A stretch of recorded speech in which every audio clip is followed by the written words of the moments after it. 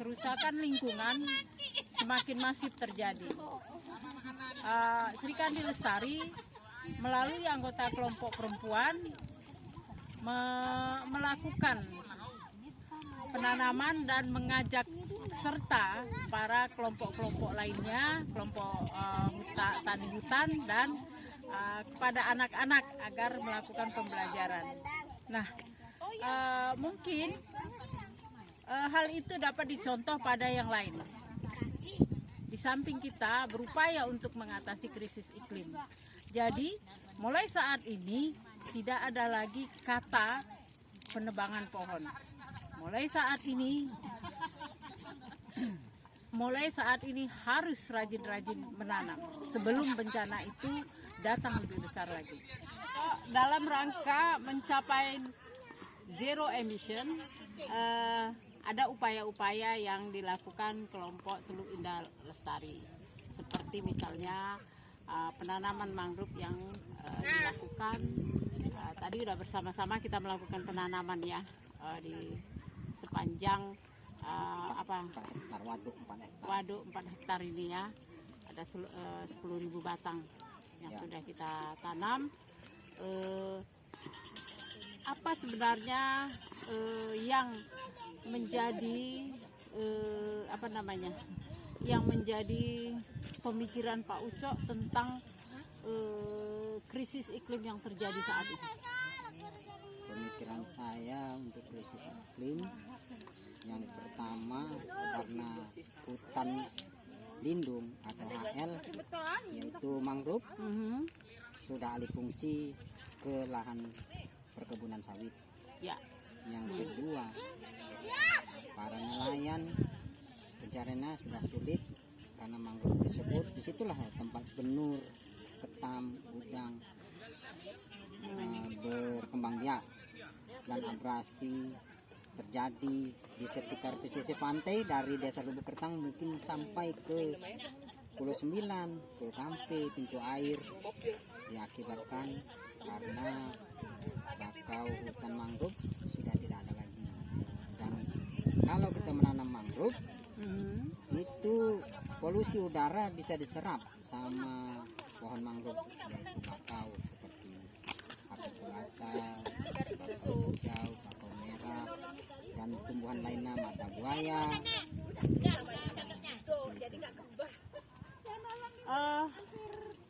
Berapa yang sudah Bapak kelola?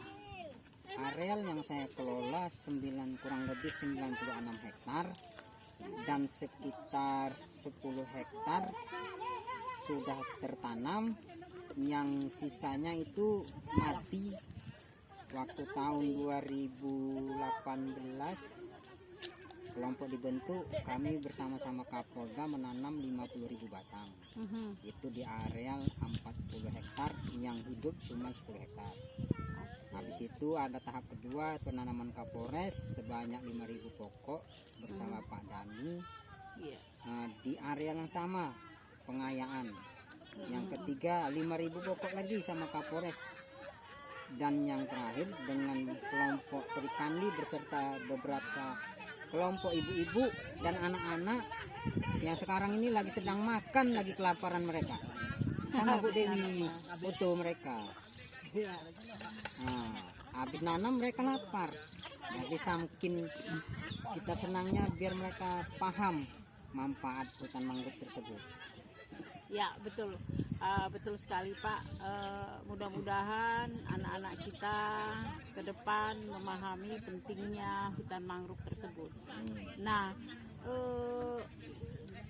saya dapat kabar Bapak lagi mengurus ini ya, izin perhutanan sosial ya. Gimana perkembangan dari izin perhutanan sosial yang Bapak urus itu Pak? Saat ini masih dalam perjalanan menuju ke Menteri dan dalam proses.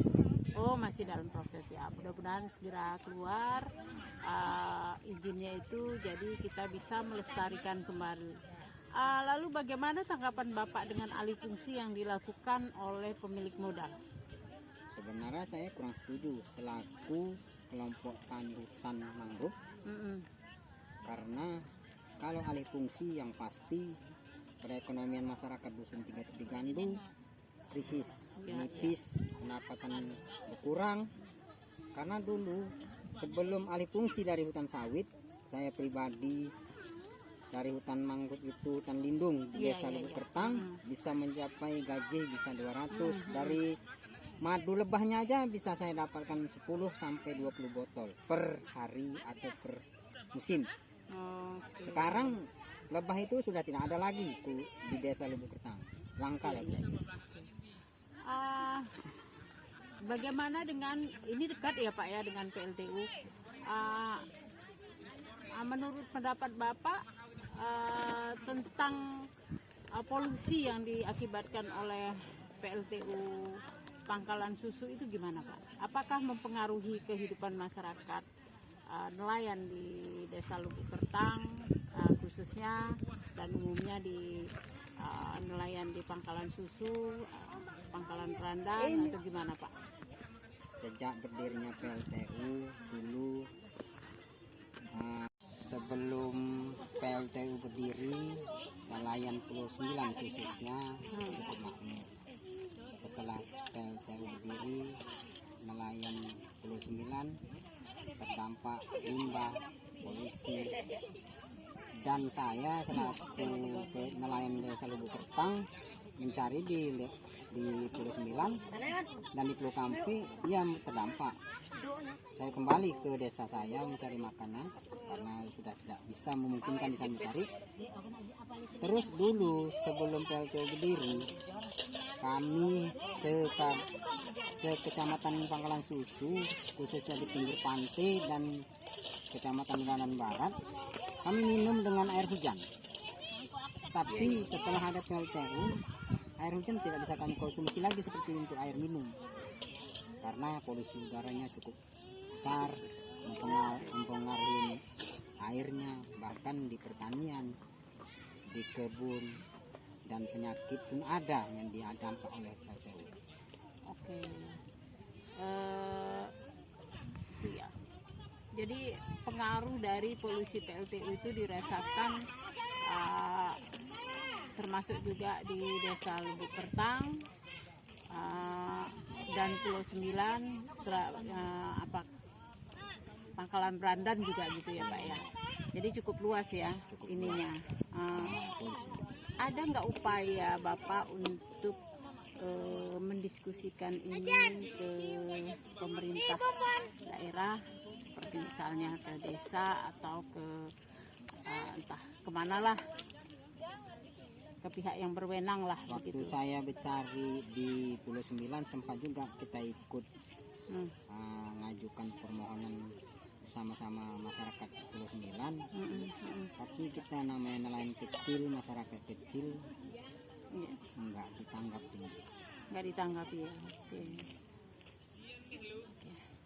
Oke, begitulah mirisnya masyarakat kecil yang melakukan menjaga keseimbangan dari alam ini, tapi justru mereka yang menerima dampaknya. Nah, mereka menanam, orang lain merusak, ada orang yang datang merusak, lalu mereka yang masyarakat sini yang menerima dampaknya, pemilik modal mendapat untungnya. Itu ya Pak ya. Sesi terakhir kita mengungkapkan closing statement, apa yang menjadi harapan ke depan terkait krisis iklim di Indonesia, terkhususnya Sumatera Utara, di pesisir Kabupaten Langkat ini. Nah, apa yang menjadi harapan Bapak ke depan terkait krisis iklim ini? Mungkin Pak Ucok bisa memulainya.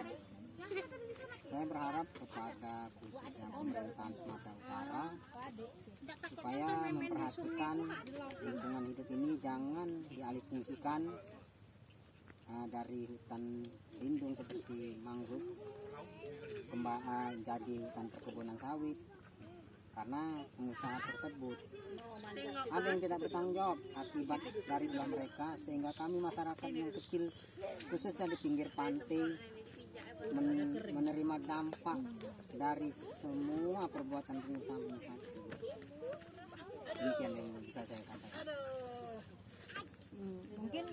selanjutnya Bu Nur Hayati. Kalau saya sih harapannya kita sama-sama semua terkhusus masyarakat Langkat, mari kita perhatikan lingkungan kita sekarang sudah banyak yang dialihfungsikan, lingkungan kita sekarang sudah banyak yang rusak, lingkungan kita sekarang sudah tidak lestari lagi. Jadi saya mohon kepada semua pihak, terkhusus pemuda-pemuda, ibu-ibu, bapak-bapak, semua yang berada di Indonesia ini, perhatikan lingkungan sekitar kita, karena kalau lingkungan kita sudah rusak, kita tidak akan bisa hidup seperti ini, kita tidak akan bisa hidup nyaman, kita pasti akan berangsur-angsur kita akan merasakan dampak yang sangat luar biasa, terkhususnya masalah perekonomian yang sekarang memang untuk kita sendirinya. Perekonomian itu mencekik kita sudah mulai tidak mendapatkan penghasilan dari pesisir pantai. Karena apa? Lingkungan kita sudah rusak.